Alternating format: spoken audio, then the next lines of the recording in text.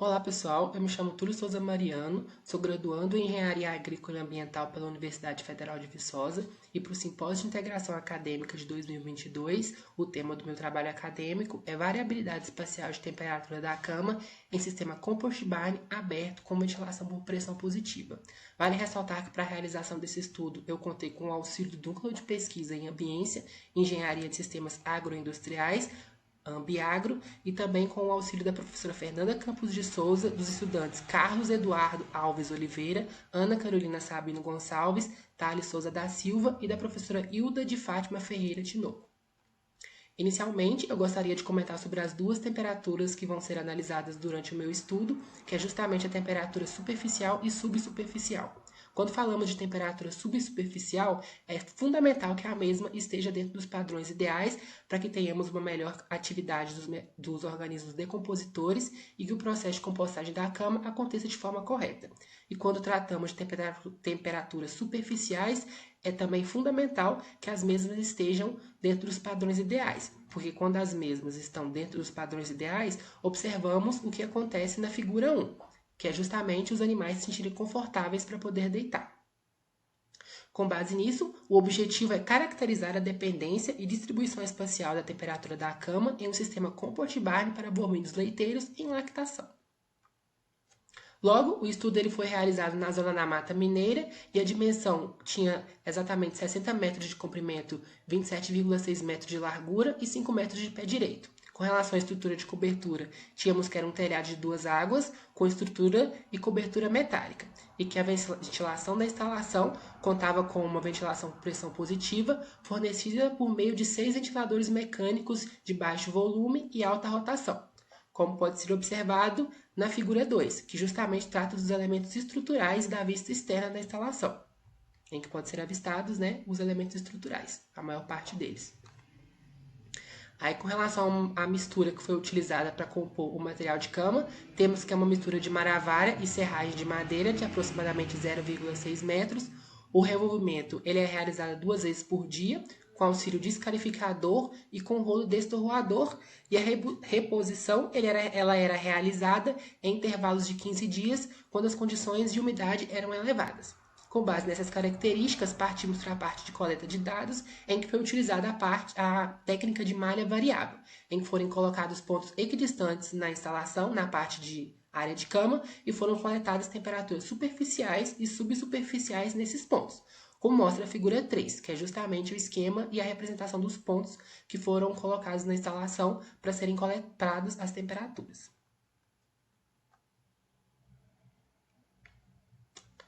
Com base nessas questões, temos que o período de coleta ele foi realizado no verão, durante 3 semanas, sempre pela manhã, após o maior período de revolvimento da cama, que é cerca de 12 horas, e foram utilizados cerca de 2 equipamentos para realizar as coletas.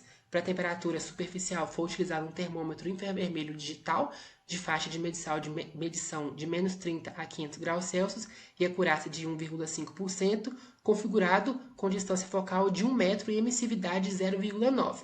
E para a temperatura a 20 centímetros, foi utilizado um termômetro de vareta digital de faixa de medição de menos 50 a 300 graus Celsius e acurácia de 2%. Com base nisso, partimos para a parte de análise da estatística e as variáveis que foram analisadas. Foi realizado ajuste de semivariogramas utilizando o estimador de Matterhorn de 1962. E como foi observada a presença de dependência espacial, foi realizada a interpolação por ligagem ordinária e foi feita a geração de mapas de distribuição espacial. E também foram gerados histogramas, que justamente possui o objetivo de verificação da distribuição de frequência. Com base nessas questões, os métodos, modelos e parâmetros estimados para as variáveis temperatura da cama na superfície e na profundidade 0,20 metros foram observados e foram explicitados na tabela 1, em que temos as variáveis temperatura superficial e temperatura subsuperficial. O modelo que foi utilizado é o modelo esférico, e quando avaliamos o efeito Pepita em relação às duas variáveis, percebemos que tivemos diferença entre as duas. Vale ressaltar que o efeito Pepita está relacionado com a variabilidade não explicada, e quando avaliamos o efeito Pepita em relação ao patamar, percebemos que o mesmo teve baixa contribuição. Isso significa que o efeito Pepita foi mínimo. Isso significa que a variabilidade não explicada foi mínima. Além disso, vale ressaltar que o GDE, que é o grau de dependência espacial, ele foi inferior a 0,5 e isso caracteriza uma presença de dependência espacial forte, e também que o alcance foi superior à distância entre os pontos. Isso segundo a classificação de Combambellia e os seus colaboradores em 1994. Com base nessas questões, como as variáveis geoestatísticas foram avaliadas e observou-se um grau de dependência espacial forte, foi possível realizar a distribuição espacial de temperatura na cama, que é justamente o que trata da figura 4, que é a distribuição espacial de temperatura da cama na superfície.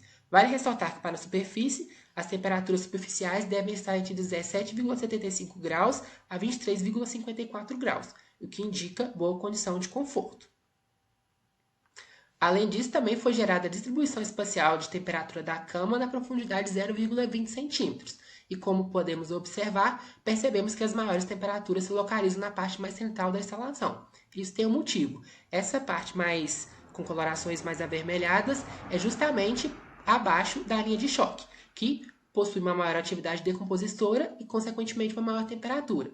Isso se deve justamente ao fato dos animais não movimentarem naquela região e o grau de compactação da cama naquela região ser muito inferior, fazendo com que os micro-organismos possam se desenvolver mais e que as temperaturas indicadas na distribuição espacial sejam superiores.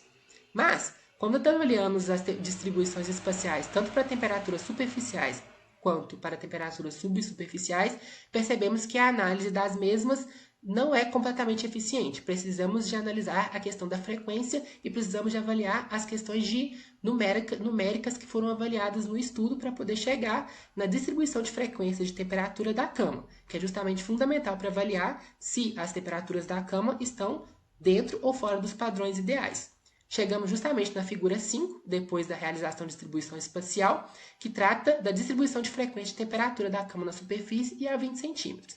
A figura 5A representa a distribuição de frequência na temperatura superficial, em que se observarmos o gráfico, percebemos que a maioria praticamente todas as temperaturas registradas foram inferiores a 24 graus Celsius. Isso indica que a temperatura superficial da cama está em boas condições e que é favorável para o conforto térmico dos animais. Mas, se avaliarmos a distribuição de frequência para a figura 5B, percebemos que as frequências de temperaturas superiores a 40 graus é muito pequena. Isso indica que a atividade decompositora está comprometida nessa instalação e que as temperaturas subsuperficiais estão fora dos padrões ideais.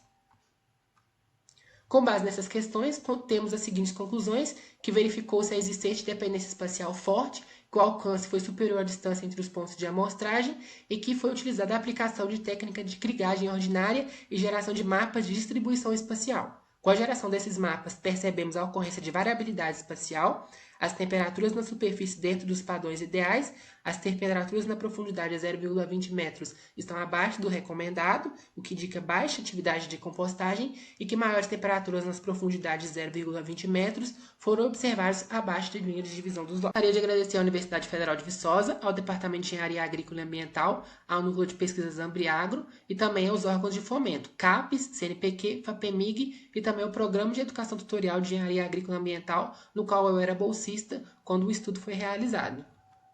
Caso tenha alguma dúvida, deixei o meu contato e também deixei o contato dos outros responsáveis pela realização do evento. É isso, muito obrigado.